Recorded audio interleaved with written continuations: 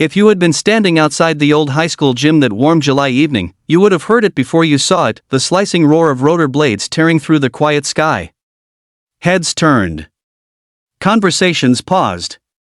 Phones lifted.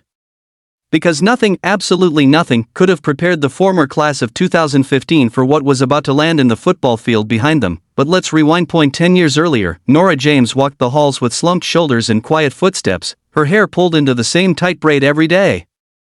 She was the girl people whispered about, the girl whose clothes didn't quite fit, whose voice trembled when she tried to speak in class.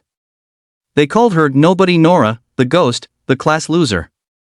And she had endured all of it with a cracked but determined heart. So when the reunion committee sent out invitations, Nora assumed it was a mistake until she saw the group chat screenshots from her old classmates, laughing as they planned to finally see what pathetic little Nora was doing with her loser life. Her name became a punchline all over again. Nora stared at the messages with a quiet, trembling anger, not the weak kind she used to feel, the kind that swallowed her whole. This was different. This was fuel, because in the decades since leaving that town, everything had changed. Back then, she had gone to college with only a partial scholarship and a duffel bag full of thrift store clothes. She had worked nights at a diner, studied until dawn, clawed her way through setbacks, failures, and moments where her old insecurities almost dragged her back under. She founded a small tech company out of her garage, a company people laughed at initially. A company that, 3 years later, would be bought for enough money to rewrite her entire world. She had built a life defined not by perfection, but by resilience. Still, she had never returned home, never confronted who she used to be until now. She RSVP'd yes with a smile, and when the reunion night arrived, she didn't rent a fancy car or hire a personal driver. Nora landed in Willow Creek in a matte black helicopter that shattered the sky like thunder. As the machine touched down in the wind, from the blades whipped across the field, the crowd staggered back. Dresses fluttered, hair flew wild, and conversations dissolved into stunned silence. A tall woman in a sleek velvet dress stepped onto the grass, her braid replaced by soft waves tumbling over her shoulders.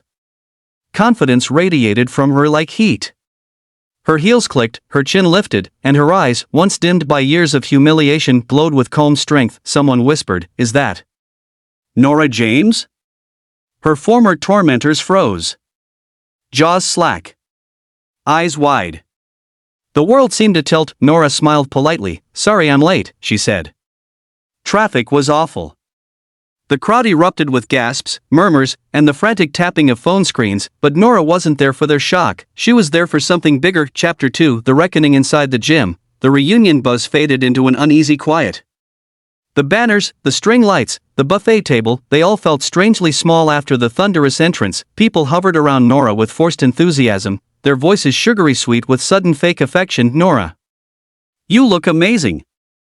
So, what are you up to these days? We always knew you'd be special."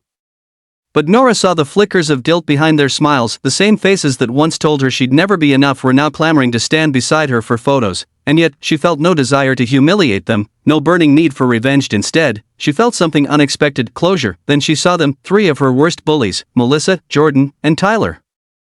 The masterminds behind the class loser jokes, the creators of the reunion group chat. They stood in a tight cluster, whispering nervously as she approached. Melissa crossed her arms to hide how her hands trembled. Jordan stared at the floor. Tyler cleared his throat like he had swallowed a stone. Nora stopped in front of them, her presence calm and grounded. "So," she said softly, "I got your messages." Melissa's face flushed. "Nora, look, it was just a joke." "No," Nora said gently. "It wasn't. But it's okay." They blinked at her, stunned. "I'm not here to shame you," she continued. "Not here to prove anything. I'm just here to show you something simple. You didn't break me." The gym fell silent around them. "For years, I believed every word you said. I thought your opinions defined who I was. But life," she smiled, slow and genuine. "Life taught me how wrong that was."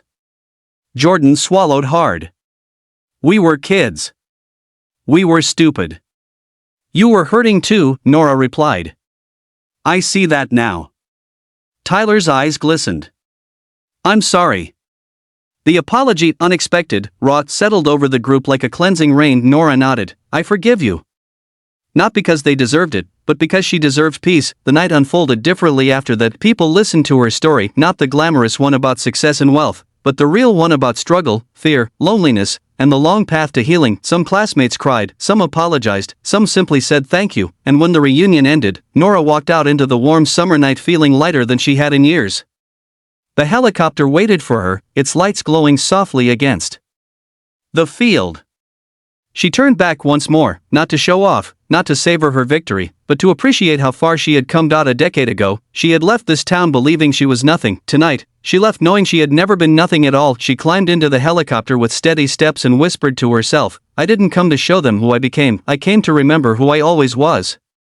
As the rotor spun and the ground fell away beneath her, one final truth settled in her heart: the past can shape you, but it never has to define you. And somewhere below, the class of 2015 watched the sky, changed in ways they never expected, and Nora didn't just rise above their cruelty, she flew.